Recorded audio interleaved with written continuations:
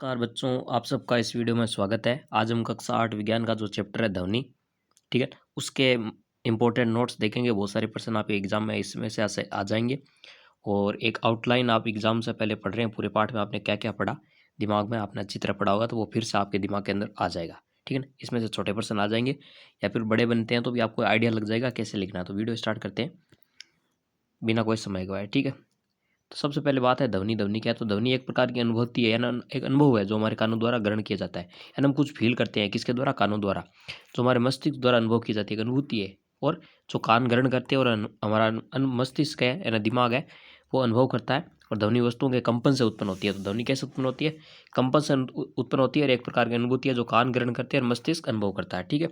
आगे बात करते हैं बच्चों इसके अंदर कि एक होती है संगीतमय ध्वनि। क्या होती है? अगर आपसे एग्जाम में पूछ ले तो वह ध्वनि जो कानों पर सुखद प्रभाव डालती है ना, कि सुनने में अच्छी लगती है। जैसे गिटार है, ठीक है ना, गिटार की ध्वनि है वो हमें सुनने में अच्छी लगती है, ठीक है।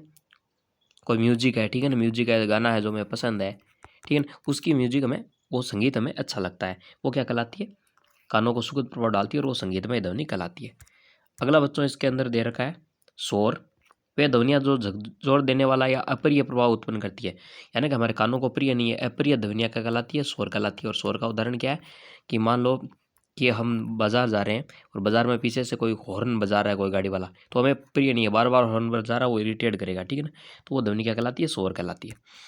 अगला है इसके अंदर बच्चों शोर के ध्वनि के प्रकार कितने होते हैं? तो एक तो होती है सर्वय ध्वनि होती है, कंपन जिनकी आवृत्ति 20 हर्ट्ज से 20,000 हर्ट्ज के बीच होती है, वो क्या कहलाती है? सर्वय ध्वनि, यानी सुनने योग्य ध्वनियाँ कहलाती है सर्वय ध्वनि। और इनकी आवृत्ति होती है 20 हर्ट्ज से लेकर 20,000 हर्ट्ज के बीच। और असर्वय ध्वनि जिन्हें सुना नहीं जा सकता, 20,000 हर्ट्ज से ऊपर और 20 हर्ट्ज से नीचे, यानी यह है 20 हर्ट्ज, ठीक है। यहाँ से लेकर यहाँ आती है 20,000 हर्ट्ज, ठीक है। तो इधर 20 हर्ट्ज से कम एकदम धीमी ध्वनि नहीं सुन सकते, इससे ज़्यादा नहीं सुन सकते, कान खराब हो सकते हैं। तो इन इस बीच सुनते हैं, ये सर्वय है, और इधर असर्वय ध्वनियाँ है। तो सामान्य मानव कान नहीं सुन सकता, असर्वय ध्वनियों को मानव कान नहीं सुन सकता। ये तो एकदम धीमी हो गई 20 हर्ट्ज से कम, और ये बहुत ज़्यादा तेज़ हो गई, और ये एकदम क्या सही सही सुन सकते हैं। आगे बात करते हैं बच्चों, परीक्षा में प्रश्न पूछ लिया मनुष्य में किसके कंपन से ध्वनि उत्पन्न होती है? तो सौर रज्जु के कंपन से ध्वनि उत्पन्न होती है। और ध्वनि एक माध्यम गैस, तरल, ठोस से होकर गुजरती है और ये निर्वात में यात्रा नहीं कर सकती। तो ध्वनि चलने के लिए एक माध्यम चाहिए जो गैस हो सकता है, तरल हो सकता है, ठोस और निर्वात या वैक्यूम।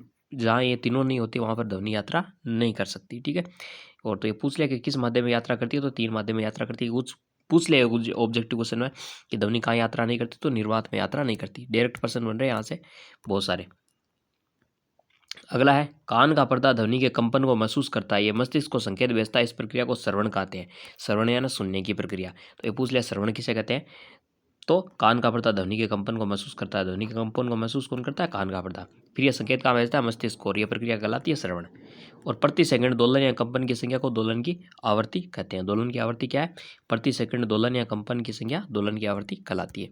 आगे बात करते हैं, आवृत्ति है वो हर्ट्ज में व्यक्त की जाती है। इसका मात्रक होता है, आवृत्ति का मात्रक होता है हर्ट्ज, ठीक है।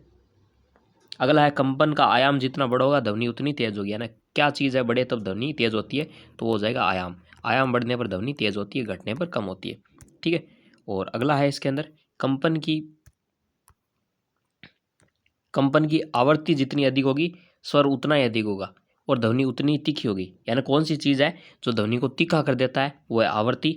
और कौन सा तेज करता है? वो करता है आयाम। और अप्रिय अप्रिय ध्वनियाँ शोर कहलाती है, हमने पहले ही डिस्कस किया था।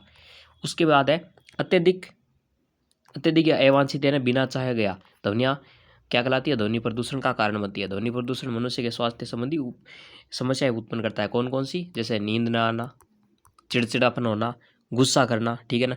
उसके बाद ज़्यादा गुस्सा करने से ब्लड प्रेशर हाई हो जाता है, ठीक है ना। हार्ट बीट है ना, हृदय की धड़कन बढ़ना, ये सब स्वास्थ्य संबंधी बीमारियाँ किससे हो जाती है? ध्वनि प्रदूषण से हो जाती है। जो ध्वनि में पसंद नहीं है वो बार बार सुनते हैं शोर तब, ठीक है। और ध्वनि प्रदूषण को कम करने का प्रयास करना चाहिए, है ना। ध्वनि प्रदूषण को कम करना चाहिए। इसके लिए क्या है कि हम तेज़ आवाज़ में म्यूजिक आदि ना सुने। इसके अलावा सड़क के किनारे रहने जगहों पर वृक्षारोपण करना चाहिए। और बिना काम के मार्केट में जाए गाड़ी वगैरह तो बिना काम के हॉर्न नहीं बजाना चाहिए, डीजे वगैरह थोड़ी कम होनी चाहिए उनकी ध्वनि। तो इस तरह हम ध्वनि प्रदूषण को रोक सकते हैं। आयाम किसी कंपन या झूलती वस्तु की उसकी आराम की स्थिति से, यानी कि जो वो आराम में से लेकर कंपन की स्थिति के बीच की जो दूरी आयाम कहलाती है। समय आवर्त, पेंडुलम की अपनी माध्य स्थिति के चारों ओर एक पूर्ण इधर उधर गति को दोलन कहा जाता है। यानी पेंडुलम होता है, घड़ी का पेंडुलम होता है, पहले घड़ी आती थी, एक ना ऐसे चमचा सा लगा रहता था, डंडा सा, ठीक है, लट, वो ऐसे घूमता था, एक बार इधर जाता है एक बार इधर जाता है। तो ये क्या है, पेंडुलम की अपनी माध्य स्थिति के चारों ओर एक पूर्ण इधर उधर गति करने को, यहाँ है, यहाँ जाकर यहाँ गई, यहाँ गई, तो एक जब पूरा चक्कर पूरा कर लेती है तो उसे दोलन कहते हैं। कंपयान कण द्वारा एक दोलन पूरा करने में लिया गया समय आवर्तकाल कहलाता है। यानी पेंडुलम जब दूरी करता है तो उसे दोलन कहते हैं, और कोई कण है जिसमें कंपन है वो एक दोलन पूरा करता है तो उसको आवर्तकाल कहते हैं। ठीक है, अगला है आवर्ती। तो आवर्ती 1 सेकंड में कंपन द्वारा पिंड द्वारा दिए गए कंपन या दोलन की संख्या आवर्ती कहलाती है। आवर्ती की इकाई हर्ट्ज होती है। ठीक है, आवर्ती क्या है, तो 1 सेकंड में कंपन करने वाले पिंड द्वारा किए गए कंपन या दोलन की संख्या क्या कहलाती है, आवर्ती कहलाती है। और इसका मात्रक क्या होता है, हर्ट्ज होता है, इकाई या इसका मात्रक। आगे बात करते हैं बच्चों इसके अंदर, वो है ध्वनि के लक्षण। ध्वनि के लक्षण कौन कौन से हैं, पहला है तीव्रता, कान में उत्पन्न होने वाली अनुभूति जो हमें तेज और धीमी ध्वनि के बीच अंतर करने में सक्षम बनाती है। कंपन का आयाम जितना बड़ा होगा ध्वनि उतनी तेज होगी। ठीक है, यानी कि कान में उत्पन्न होने वाली अनुभूति, यानी कुछ अनुभव हो रहा है कान में, वो क्या करता है, हमें तेज है या धीमी है ध्वनि, इसके बीच अंतर बनाने में जो सक्षम करता है वो तीव्रता कहलाता है। और कंपन का आयाम जितना बड़ा होगा ध्वनि उतनी तेज होगी। इसके बाद बात करते हैं बच्चों पिच।